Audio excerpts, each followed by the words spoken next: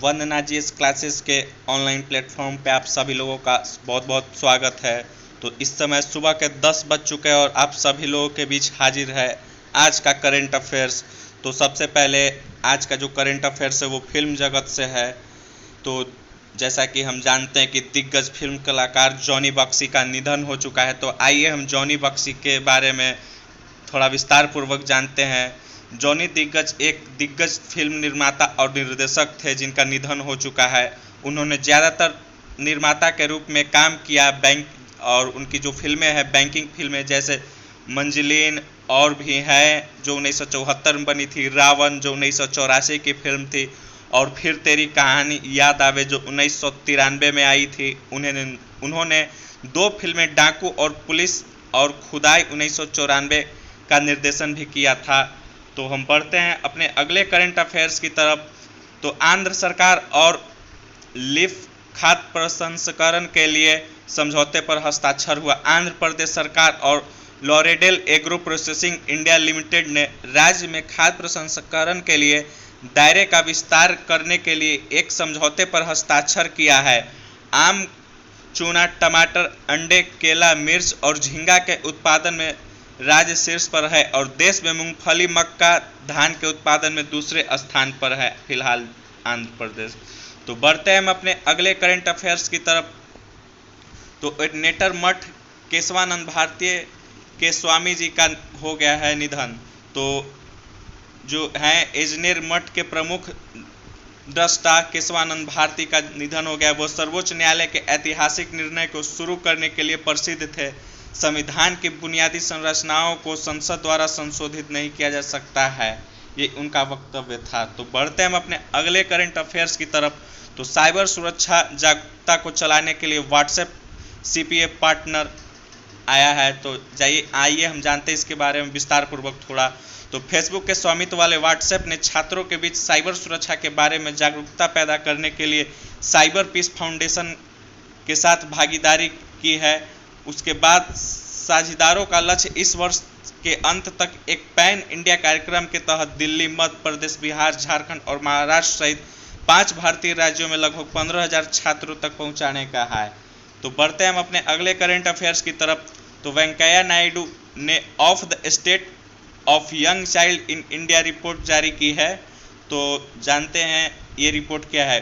भारत के उपराष्ट्रपति वेंकैया नायडू ने the state of young child in India report जारी की है। रिपोर्ट एक नीति वकालत संगठन मोबाइल क्रेच द्वारा तैयार की गई थी। रिपोर्ट ने देश में स्वास्थ्य मंत्रालय और पोषण को मापा है। तो उसके बाद का जो ये रिपोर्ट है, रिपोर्ट के अनुसार भारत में 21 साल में 6 साल से कम उम्र के 159 मिलियन बच्चे कुपोषित हैं। 36% कम वजन के हैं। 38% पूर्ण टीकाकरण प्राप्त नहीं करते हैं। बाल पोषण, स्वास्थ्य देखभाल, शिक्षा और अन्य सुरक्षा सेवाओं के लिए खर्च पर विश्लेषण के अनुसार भारत ने 2018 और 2019 में प्रति बच्चे 1723 रुपये खर्च किए हैं, जो फिर से अपर्याप्त है। तो बढ़ते हैं हम अपने अगले करंट अफेयर्स की तरफ जो क्रिकेट जगत से है। तो ऑस्ट्रेलिया के क्रिकेट आइकन मैथ्यू हेडन को भारत में व्यापार दूत के रूप में नियुक्त किया है।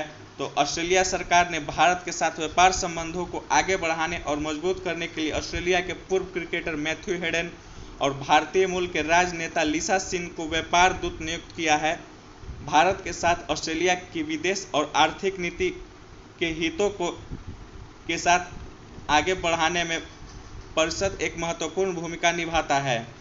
ऑस्ट्रेलिया भारत परिषद के बोर्ड में 3 नई नियुक्तियों की घोषणा हाल ही में की गई थी। अशोक जैकब को नए अध्यक्ष के रूप में फिर से नियुक्त किया गया है और 3 नए बोर्ड अध्यक्ष बोर्ड सदस्यों में शामिल होंगे।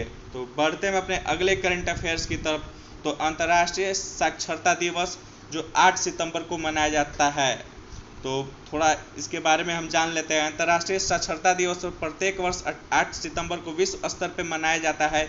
यह दिन व्यक्ति, समुदाय और समाजों के लिए साक्षरता के महत्व और अधिक साक्षर समाजों के लिए गहन प्रयासों की आवश्यकता के बारे में जागरूकता फैलाता है। तो बढ़ते हैं हम अपने अगले करंट अफेयर्स की तरफ।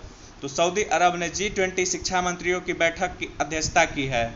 तो शिक्षा मंत्रियों की बैठक G20 लीडर्स समिट 2020 के लिए शेरपा ट्रैक के हिस्से के रूप में होंगी, जिसे 2020 के अंत में सऊदी अरब द्वारा आयोजित किया जाना है।